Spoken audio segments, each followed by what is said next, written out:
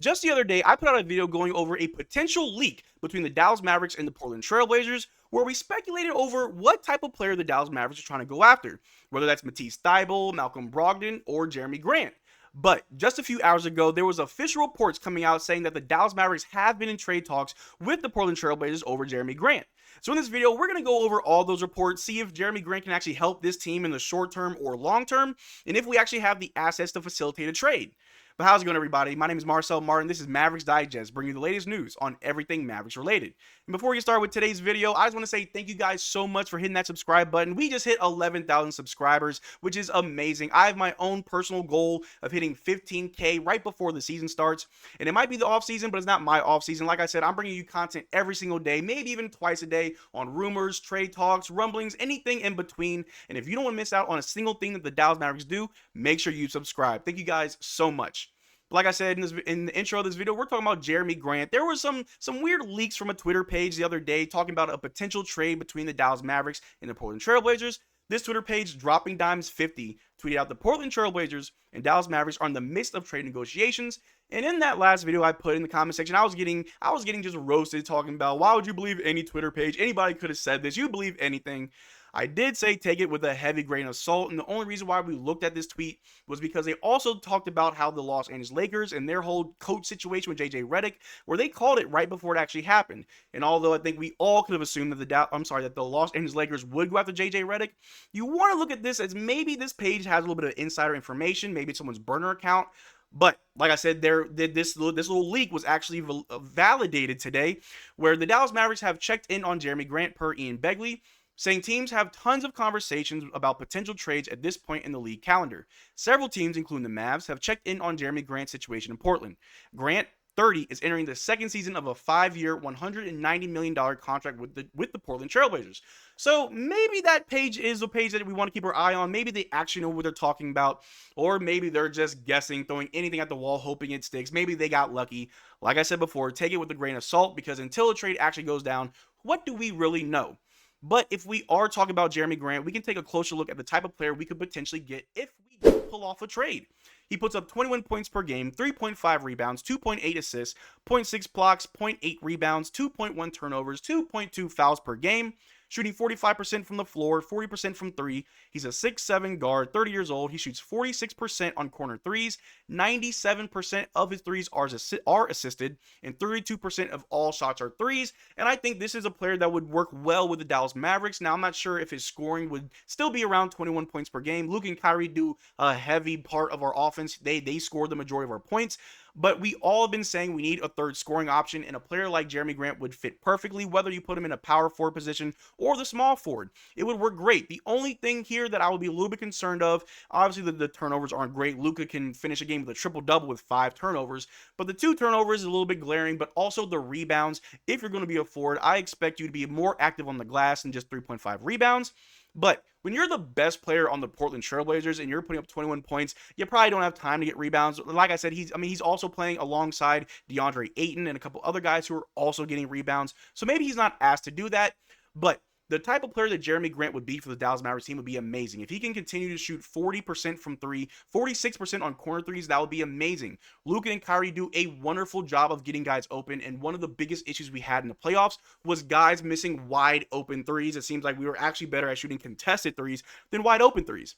And with a player like Jerami Grant, we could actually play efficient small ball instead of relying on Maxi Kleber to be that 5 or that 4 for us. We can go to Jerami Grant, who he could actually do pretty well in a pick and roll situation with Luka or Kyrie, more like a pick and pop situation to hit those threes.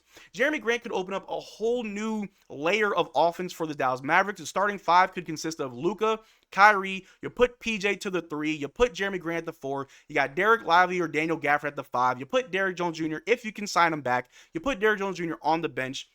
Where your second unit could be Jaden Hardy, Dante Exum. You got either Daniel Gafford, Derrick Lively. Not too sure who's going to start next year. But then you got Josh Green if you can keep him. Along with Derrick Jones Jr., that's a pretty good second lineup while the starters get some rest. That's a second lineup that I actually like. That would definitely help our bench. In the playoffs, one of the glaring issues that we felt, especially in the third round and the finals, was our bench scoring, where some nights they looked great. Everybody was contributing. It was amazing.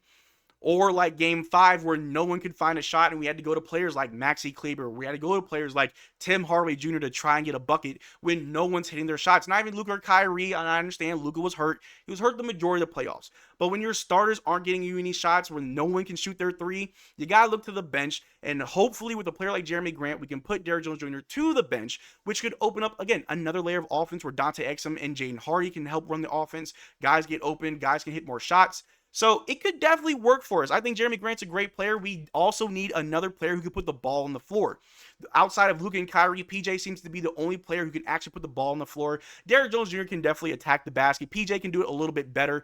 But having Jerami Grant who can also do that, again, just adds another layer. We can shoot the three ball. We can do a pick and roll, a pick and pop. We can also give the ball to Jerami Grant where if it's an isolation situation, he can put the ball on the floor, go one-on-one and attack the basket. We all know how Luka and Kyrie love the ISO play. More so Luka likes the ISO play, a lot of hero ball. But I honestly think that Jerami Grant would be a great addition. However, there are some things that we do need to talk about because that contract is a little bit egregious. If we just take a look right here, Jerami Grant is making what, about it was a 5-year, $190 million contract. And into this upcoming season, he is owed $29 million. The following year, $32 million. The year after that's about $34, where it goes up to $36 million. But I don't think it's that bad. A lot of people are saying this is a very bad contract. I don't think it's that bad. If we're trying to make a championship run, you might need to open up that checkbook and actually spend a little bit of money. I know we're either above the second apron or we're right before the second apron. But the owners already said, and Nico Harrison said himself, the team is willing to spend to win a championship, to make a good push. And even though Jerami Grant hasn't really been the most loyal player in the league, where he's only ever spent 3 years on a team at most, getting him this early in his contract secures us for at least 3 years with this player, with a player option at the end of the contract where he would be about 33. You could potentially sign him back for a little bit less. He would be an unrestricted free agent, or you just let him go if we already won, or you let him go if it's not working, try and get some draft picks. It opens up options down the road. It secures you a pretty good contract that I'm not too mad at. It's not as bad as Tobias Harris or any other, heavily paid player in the league. I think that's right where you want to be if you want to get a player that can fit the starting lineup. But what would a trade actually have to look like to get Jerami Grant? In the last video, I talked about adding Josh Green to the deal, and not many people were happy about that. I definitely want to keep Josh Green. I think he has a lot of hustle for the Dallas Mavericks. But a trade like this, now let's throw on our GM jackets real quick. Let's see if we can finesse the Portland Trail Blazers. In this trade scenario, we get Jerami Grant, where we only trade away Tim Hardaway Jr., Maxi Kleber, and the 2025 first-round pick. And if this can actually happen, I think you definitely pull it off. That fixes our problem of two players off the bench who just don't do anything for you. You add a starter in Jerami Grant who can be an instant impact. But do the Portland Trailblazers actually go for this? Probably not. I mean, Tim Hardaway Jr. will be a player that is going to get traded this summer. He has an expiring contract that a lot of teams will actually like to have off the books next year.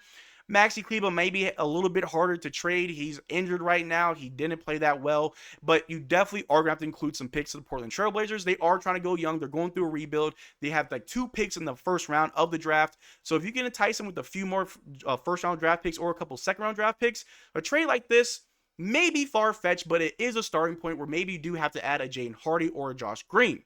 But you guys let me know down in the comment section down below, do you think that Jerami Grant is a player that we can realistically go after? And if so, what would you trade for Jerami Grant? But thank you guys for making this far into the video. Check out our Twitter and Discord, links in the description below. Consider becoming a channel member. We are doing another giveaway. The winner will be announced at the beginning of next month. The only way to enter our giveaway is to become a channel member of any tier. But until next time, drink water and peace.